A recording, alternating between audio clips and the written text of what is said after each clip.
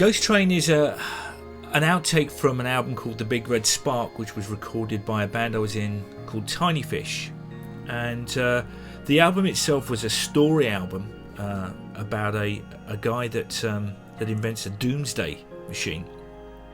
And we'd come up with the idea that what we would do is we would write songs, and in between the songs we would have spoken word pieces, much akin to Jeff Wayne's War of the Worlds, which would sort of like take the story narrative along through each stage and introduce the next song in the sequence.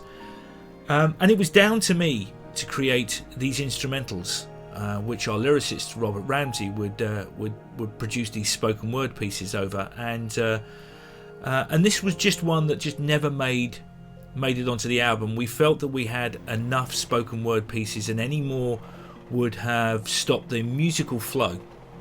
So it never really found a home on the album. But when I listened to it again, when I was looking through all of the archive materials, it was a good instrumental. I thought it stood on its own 2 feet, purely as an instrumental, in that sort of like Johan Johansson, Max Richter sort of like kind of vibe. And it's got a lovely little hang drum sequence in the middle, which I always thought was really cool.